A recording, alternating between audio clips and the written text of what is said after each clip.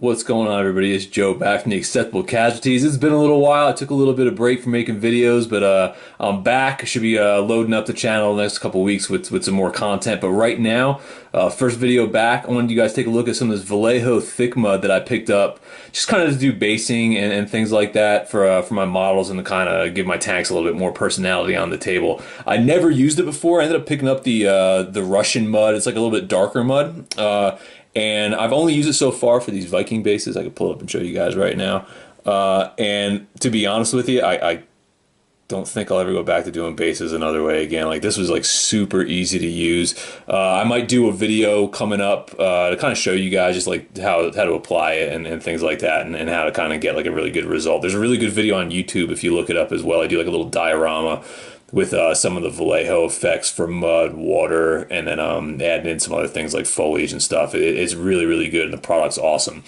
So this is what I picked up. Like I said, Vallejo thick mud. I ended up getting the Russian mud, so that's what I ended up picking up. When you get it, yeah, it comes sealed like this. It looks like mud.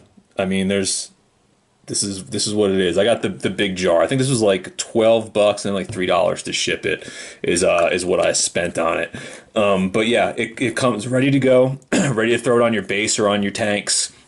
And you just kind of put it on there, and I just dabbed it on. I scooped it on with well, here, I'll show you what I used actually. I just had like one of those popsicle sticks. So I just scooped it up, and then I just kind of laid it on the bases, you know, pretty heavy and thick. And then I had a utility brush and some other like little like tools that I use for modeling, and I kind of just spread it out and dabbed it down on there.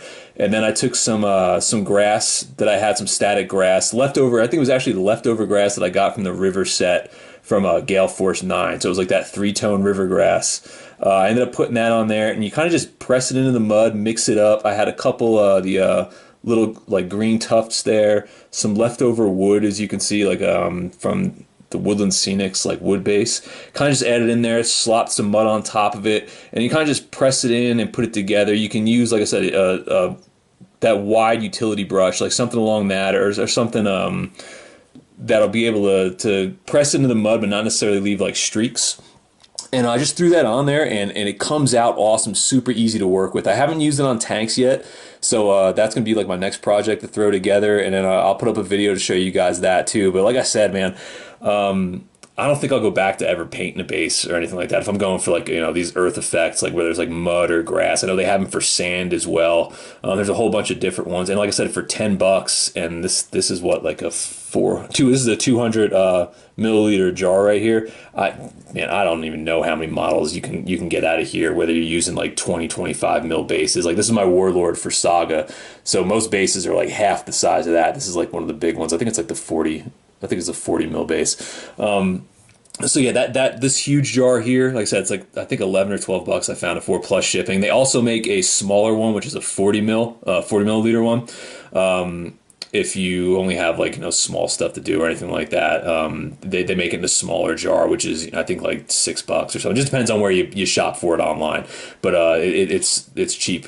But like I said, highly recommend it. First time I've used it, I fell in love with it. I've done a couple more models with it as well. Definitely worth checking out. Buy the small bottle if you're not sure, but it takes I don't say basing is hard, but it makes it that much easier to get like those earthy effects with mud, sand, and like I said, you're just adding a little bit of static on top. There's no glue.